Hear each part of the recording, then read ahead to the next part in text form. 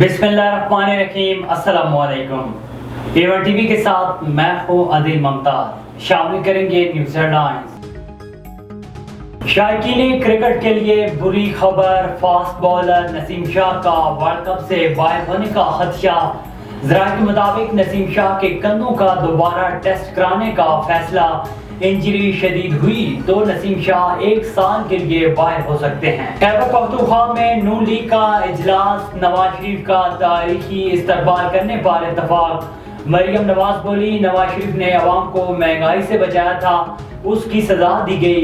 नवाज शरीफ सियासी इंतकाम की आग का दरिया अबूर करके वापस आ रहे हैं। नवाज शरीफ ही मुल्क को बुरानों से निकालेंगे। साबिक इत्तेहादियों के एक दूसरे पर तंजिया वार।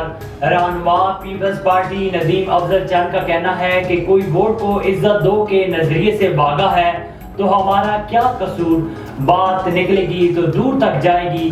फैसल करीम कुंडी बोले, एक ट्वीट हुआ कि सिंध जा रहे हैं, जरूर जाएं, ये भी बताएं कि वजीर होते हुए कितनी बार सिंध का दौरा किया। परवेज इलाही की एक केस में रिहाई, दूसरे में गिरफ्तारी। जुडिशल कॉम्प्लेक्स हमला केस में रिहाई मिलने पर एंटी करप्शन सेल ने गिरफ्तार कर लिया। इस्लामाबाद की अदालत ने 1 रोजा राहदारी रिमांड मंजूर कर लिया।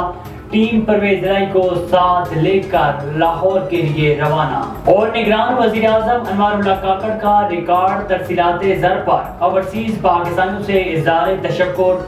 तरसीलाते ज़र में 40% तक इजाफे को हुकूमती पॉलिसियों पर ओवरसीज पर एतमाद का मज़हर करार दे दिया। हेडलाइन से अपनी जानिए A1 टीवी के न्यूज़ स्टूडियो से। फिर वक्त इतना ही। मजीद खबर और अपडेट्स के लिए देखते रहिए A1 टीवी। A1 टीवी, सब पे नजर, अंदर की खबर।